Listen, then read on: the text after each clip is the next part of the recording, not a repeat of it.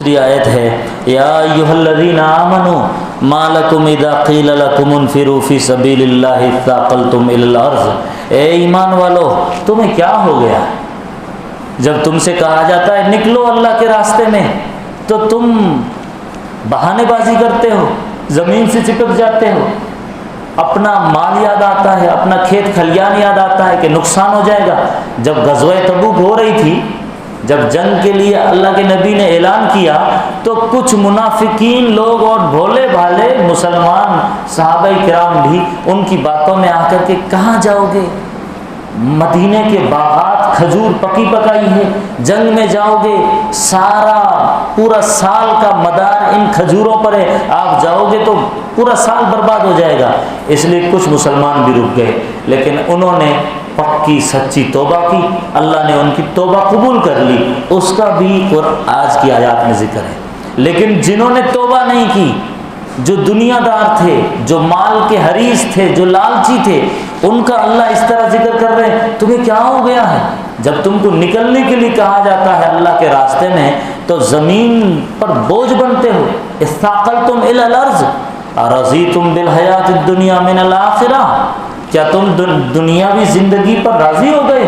ارضیتم بالحیات الدنیا من الآخرہ فما متاع الحیات الدنیا فی الآخرۃ الا قلیل، دنیاوی زندگی بہت تھوڑی ہے، آخرت کی زندگی ہمیشہ ہمیشہ کی ہے۔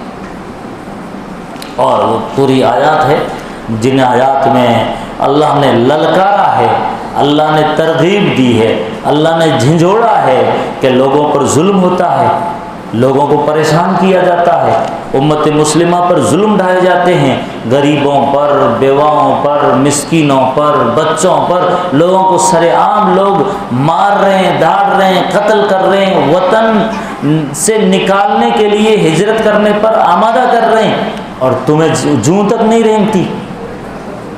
پوری دنیا کا نقشہ آپ کے سامنے، سیریا کا نقشہ ہے، آپ کے سامنے فلسطین کا نقشہ ہے، آپ کے سامنے افغانستان کا نقشہ ہے، آپ کے سامنے کشمیر کا مسئلہ ہے، اور بھی ہندوستان کے بھی الگ الگ ضلعوں کے واقعات آپ کے سامنے ہیں۔ لوگوں ابھی ایک ہفتہ پہلے راجستھان میں ایک دو جگہ واقعات ہوئے، سب جگہ یہ کوشش کی جاتی ہے کہ یہ لوگ یہ چھوڑ دے، دوسری جگہ ہجرت کر کے چلے جائیں، یا یہ کہ یہ ہمارے کلچر کے حساب سے رہے۔ لوگ تو لڑاتے ہیں، نفرت پھیلاتے ہیں، تو ایسی صورتحال میں امت مسلمہ نے کیا کرنا، اس کا حل پیش کیا گیا۔ اس کا حل کیا ہے؟ آج ہی کے پارے میں پڑھا گیا یا ایھا الذین آمنوا اذا لقیتم فئۃ، جب تمہارا مقابلہ کسی دشمن سے ہو تو تم نے 5 کام کرنے۔ کیا کام؟ میں سرسری اس کا ترجمہ کرتا ہوں۔ اذا لقیتم فئۃ فاثبتوا، تو تم نے استقامت دکھانا ہے، ڈٹ کے کھڑے ہو جانا ہے، سمجھوتا نہیں کرنا ہے۔ فاثبتوا۔ نمبر 2 کیا کرنا ہے؟ واذکروا اللہ کثیرا، اللہ کا ذکر خوب کرنا ہے، اللہ کی بڑائی خوب کرنی ہے، اللہ کا کلمہ بہت بلند کرنا ہے، صرف ذکر تسبیح نہیں، صرف سبحان اللہ الحمدللہ اللہ اکبر نہیں، اللہ کا کلمہ، اللہ کا دین، اللہ کا اسلام، اللہ کی شریعت، اللہ کا قانون، اللہ کی یہ ہدایت، اس کو عام کرنا ہے۔ اسی کا چرچا ہو، اسی کا زمزمے ہو، اسی کا گن ہو، اسی کا گیت ہو، ہر ایک کی زبان پر۔ اس کو کہتے ہیں وَاذْكُرُوا اللَّهَ كَثِيرًا لَعَلَّكُمْ تُفْلِحُونَ۔ تیسرا کام کیا کرنا ہے؟ آگے اللہ فرما رہے وَأَطِيعُوا اللَّهَ وَرَسُولَهُ، ہر کام میں اللہ اور اللہ کے رسول کی اطاعت کرنی، ہر کام میں۔